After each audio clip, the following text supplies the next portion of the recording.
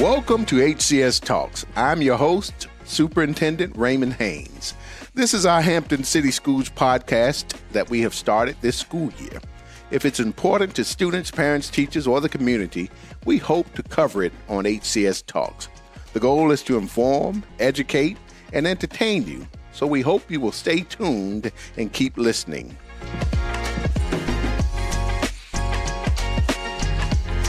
Today I am here with Dr. James T. Harris, who is our school division's Chief Academic Officer.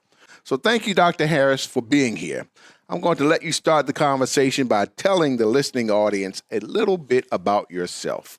Well, I am a product of Hampton City Schools. I graduated from Phoebus High School, where I went on to then attend Hampton University, came back to Hampton City Schools, started teaching back in 2009 at the Hampton High School, where I taught social studies. From there, I was an assistant principal and academy principal at Bethel High School, followed by the executive principal at Phoebus High School. And I'm so honored and privileged to be now serving as the Chief Academic Officer for Hampton City Schools.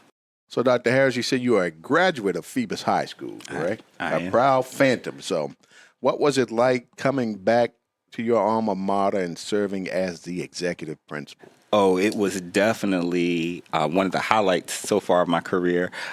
It was a full circle moment. You know, one of the things that I always state is that culture kind of permeates throughout time. So 20 years ago, coming back, it's still the same feel, the same look. Some of the same teachers were there. And so it was really a full circle moment to be able to lead Phoebus High School. And what a great way when we talk about giving back to the community. What a great way to give back by coming back and serving as the leader of your alma mater. So, graduate of Phoebus High School. How about family? You have children? Or? Yes. I have my wife, who's actually a teacher in Hampton City Schools, and I have a daughter who attends Phoenix Pre-K through 8, a 7th grader as well. Pre-K through 8. She's at Phoenix, the home of the Panthers. So you mentioned that you attended Hampton University, correct? I did. You're being a little modest here. I don't think the audience knows that you were a Gates Millennium Scholar, and you were offered opportunities at other universities and had a wealth of information and knowledge even prior to going to college, prior to making your decision to attend Hampton University. So tell the listening audience what it means to be a Gates Millennium Scholar and talk a little bit about the offers that were afforded to you just based on your hard work. Well, certainly. So when we think about the Gates Millennium Scholarship Program, it's a highly selective scholarship program which affords young people, specifically, we think through the lens of, disadvantaged backgrounds, to attend college or university of their choice through undergraduate and even pays for graduate degrees. And so I was afforded that opportunity. I was awarded, several scholarships from very prestigious universities, Ivy League universities. But one of the pieces, I chose to stay close to home. I chose to really, embrace, what Hampton University had to offer. And I think that was, a really wise decision because I value that education that I received there. But when we think about, the Gates Millennium Scholarship, it was definitely a blessing. My mom was one that told me, if I have to pay for you to go to college, you're not going. So it really it lit some fire under me that I needed to ensure that I was excelling in the classroom and also with extracurriculars as well, so that I would put myself in position to be able to compete for such a prestigious scholarship. So I was definitely blessed to receive, that opportunity, which then went on to pay for, a master's degree and an education specialist degree. So, to graduate college debt-free, Yes. It's one thing, folks to go to college, but to go through college and to actually finish is, a definite blessing. Sometimes financial barriers get in the way. So that afforded me that opportunity. That key being debt-free. So the Gates Millennium Scholarship, I think you mentioned it, it pays for room and board, books, everything at no cost to you. And put some money back in my pocket. And gives you money as well? Well, Yeah. get a little refund here and there. You live for those in college. So Does that still exist, those Gates Millennium Scholarships? Or So they've redefined the program, so they call it the Gates Scholar now, Scholarship, and it just affords young people just through their undergraduate, but it's not as many. So before, through the Gates Millennium Scholarship Program, there were about 1,000 that they would give across the United States, Right. with over 60, 70,000 applications. Now with the Gates Scholarship, it's now down to 300 scholarships for young people across the country for but undergraduate. still, that is phenomenal. Even then, only 1,000 out of 67,000 applications, and you were one of the 1,000 that received that great opportunity through your hard work and perseverance. So you mentioned, and I'm gonna get off of this because I know you're being very humble, but you mentioned you were offered several opportunities to attend some Ivy League schools, and that would have been at no cost to you, correct? That's correct. So what school or schools were they? Harvard, Columbia, University of Pennsylvania as well. Harvard, Columbia, and the University of Pennsylvania. That's correct. That is amazing, remarkable. And you chose Hampton University, the home by the sea, and it was a great experience for you. And you have zero regrets because it has taken you to places that a lot of folks could not possibly imagine. So you came back to Hampton and started your teaching at the Hampton High School in Crabbertown and went on to become an academy principal at Bethel High School. I think you've covered just about every high school but Kickintan, and then was afforded the opportunity to serve as executive principal at Phoebus High School, Phantom Country. And I'm also a proud Phoebus graduate as well. And this is your first year as the chief academic officer for Hampton City Schools. So talk a little bit about that experience for you so far. Yes, so this was definitely, this is definitely an experience where, you really, I'm getting able to really get my hands immersed into, K-12, with all the different content areas, but ensuring that, we're providing and ensuring, equitable access and opportunities for our young people driven through our curriculum instruction and assessment departments.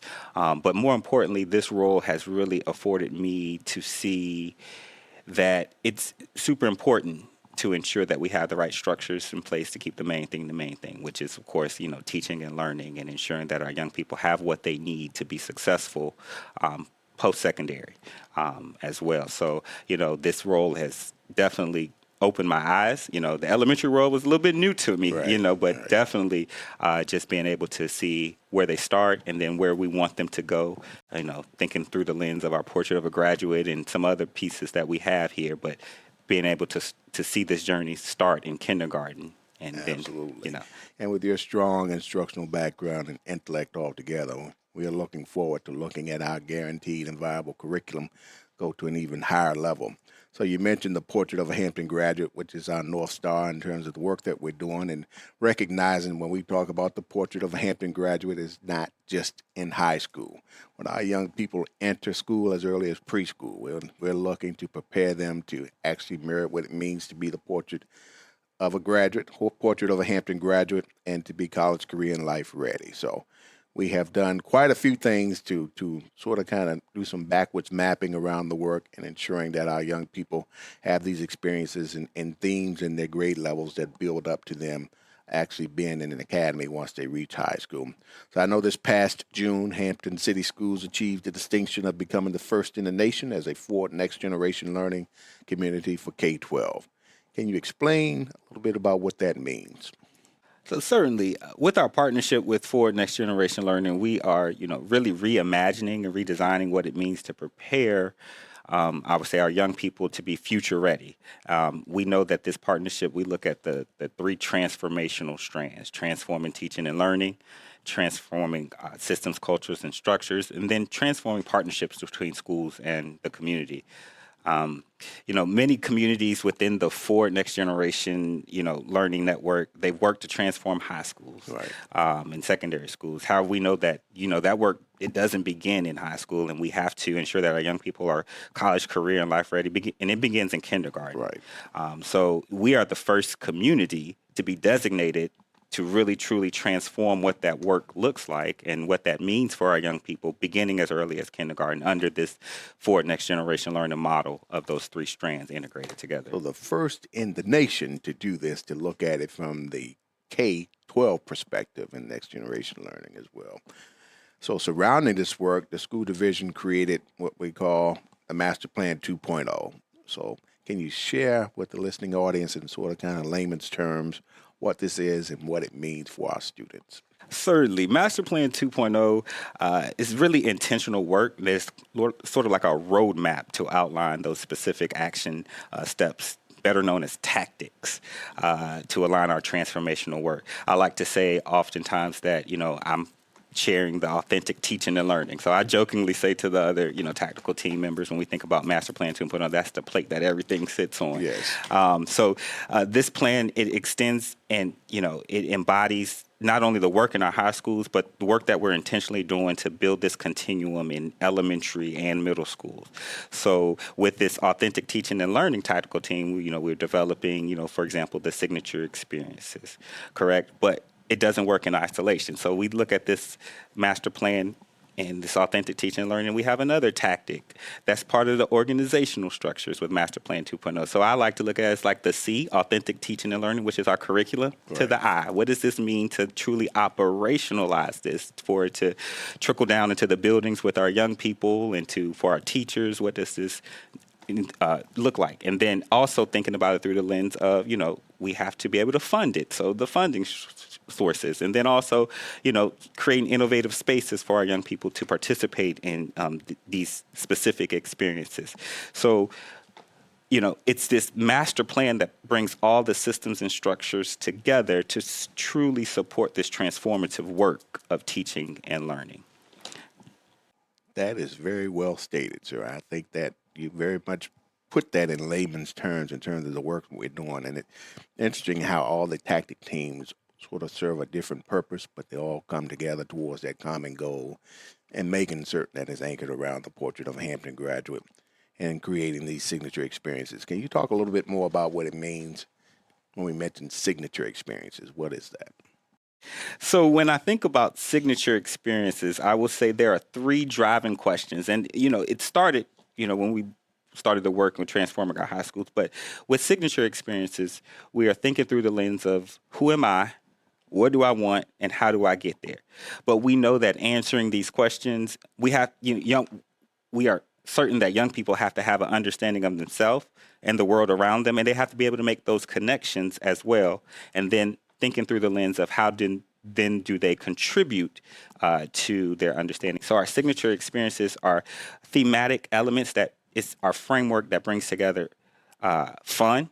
It brings together student voice. It is curriculum integrated, so it's not one additional piece that's added on. It's all integrated into our curriculum. And then there's also family that's involved. But the big piece that brings it together on this one community transformation is that these experiences are co-designed and co-developed with our community partners.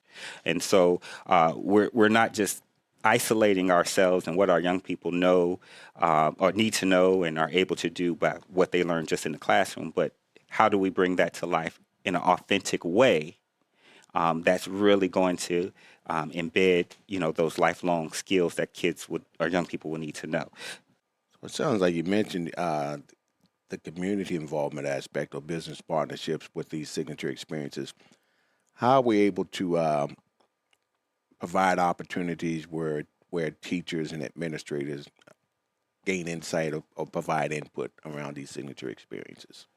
So one of the pieces that, I know we've been very intentional on, specifically at the high school level, is ensuring that teachers have, externships, so they're able to go out and see kind of the world of work.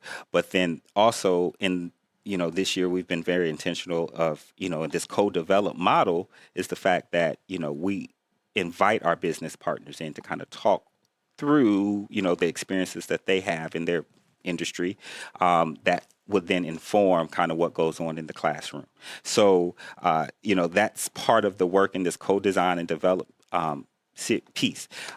One of the pieces that we've done this year is the fact that, we were very intentional about going to every school and visiting to get feedback from all teachers. But that also involved community partners that would join us, at some of the sites as well, to talk through the experiences and what that could mean. And then for teachers to be able to provide feedback and give insight on how this could connect to what they do in the classroom. And so we were very fortunate this year in that we were able to visit every single school, the Authentic Teaching and Learning Tactical team members, which consists of business partners as well, to talk through these experiences. Well, and that's the way we get total buy-in too. So I know that there have been some opportunities to gather student voice too. So can you talk a little bit about what that entailed? It's simply just asking students, does this seem engaging? Does this seem fun? But then also leveraging the expertise of some of our high schools. And what's significant about our signature experience is that there are elements that were designed by the students. So, for example, an outgrowth of Bethel High School, one of Bethel High School's media arts and design project-based learning teams was this community adventure pass that they developed with the Hampton Tourism Board.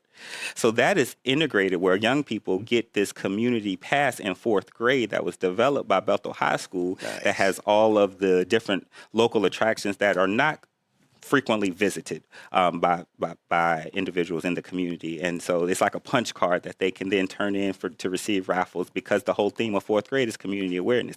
But this was designed by students for students because they realized this disconnect. But it also will then, embed the family piece as well, because young people will go off with their families with free attractions that have been partnered with our community partners. So, that's part of the student voice. What would seem interesting and fun and get kids excited about learning through this theme of fourth grade. We think about the fifth grade experience where our freshman academy at Phoebus High School developed this Etiquette Edge class that is completely embedded into the fifth grade experience. So, when we think about, student voice, we have elements that are designed for students, by students, based off of what they think will be interesting and what students are saying that they need or don't know how to do.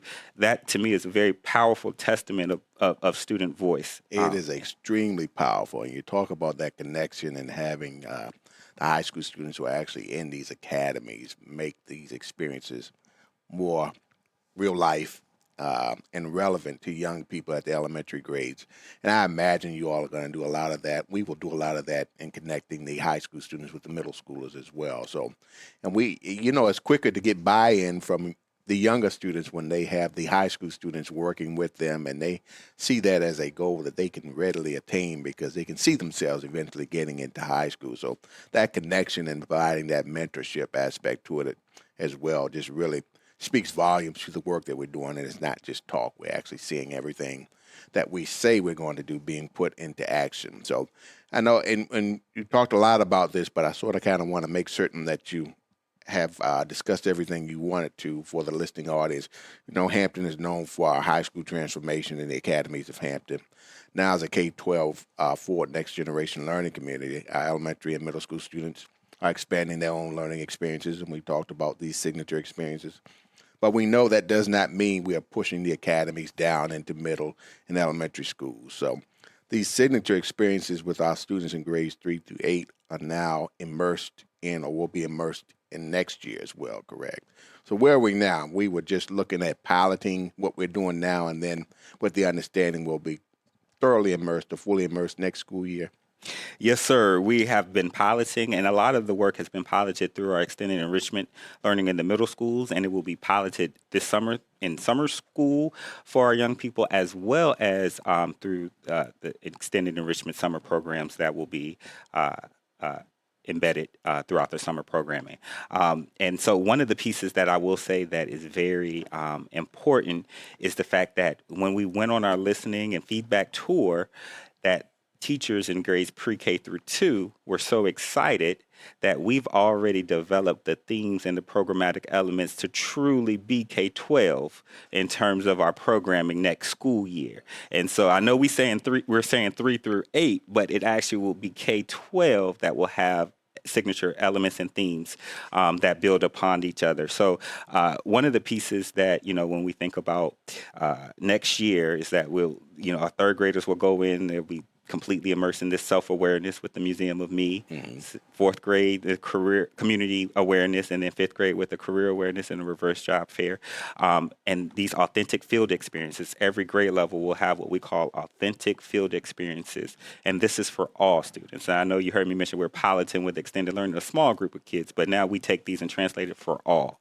And so it's not one school gets to do this or, one group gets to do this. It's for all kids. And so our middle school years is really digging deeper into the self and community aspect. Yes. So, if I could highlight our eighth grade portion. I know we've talked a lot about, the elementary world, but, in terms of eighth grade and middle school, that theme of the year is self and community impact and transition. And so, our young people are going through this year looking at what does success look like. So, a secret here is, their first quarterly touch point, because throughout these signature experiences, they have touch points that leads to their culminating event, correct? So our first quarterly touch point is in partnership with Hampton Public Library. So kids are going to be presented with this. We're going to take a field trip to the library, and you're going to, before we go, you're going to pick out what you like, what you don't like, and, think about some of your interests, and you're going to go to the library, check out a book. We don't want to go to the school library. We want to go to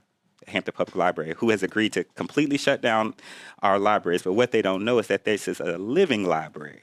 So they're going to be able to go to this living library, and based off of what they checked out, they're going to be able to hear from individuals in our community about what does success look like, their transitions in life, and they won't know this. So we're kind of trying to pitch it that way, for our young people. And then their second quarter touch point, now we're going to bring this down to the mentorship. So they're having speed dating and table talk with our 12th to 8th, with 12th graders, and they're going on community high school tours.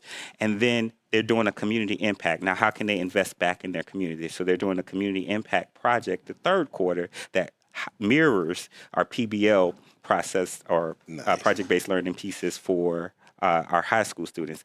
And then, we have the division-wide showcase for our project-based learning for high schools. But next year, our eighth graders will be presenting their community impact projects, one from each school, through the poster board session. Nice. And embedded in that district-wide piece will also be the fifth grade capstone flip grid videos that they're going to be presenting, and that they're ready for middle school because of their experiences. So this will be a complete division-wide showcase of how we are truly transforming and connecting the dots between self, community, and then for young people to be able to venture off into their college or career academy. Wow. So I just wanted to highlight one grade level here, just to kind of show that, this is a true connection and continuum in which we're providing experiences for all. Oh, absolutely. This is very exciting, Dr. Harris. So just listening to you talk about it and your level of enthusiasm about it, it just speaks volumes to your passion about the work and us actually modeling what it means to be a for next generation learning community for K through 12. And you're talking about making learning and experiences relevant to them. It speaks volumes to making certain young people are connected and feel connected, and it helps with that positive sense of self and purpose as well, that all build towards us ensuring that our young people graduate the portrait of a Hampton graduate. I'm excited about what's to come. I'm excited about the connections that we have at the elementary level, and as they transition from fifth grade to middle school, and then even as the eighth graders transition from middle to high school. Yeah, I think it will be even more seamless as they move on and matriculate into high school and actually select an academy in a particular pathway that they're interested in, because these experiences will be there for them, and I think it will help them make more informed decisions altogether. So the next time we have opportunities to speak at a Citizen of the Month luncheon or something at an elementary school, and we talk about what it means to be the portrait of a Hampton graduate or the academies of Hampton, I would imagine that every hand will go up and the levels of excitement will be through the roof. So certainly thank you for all your hard work to date around this whole transformation model.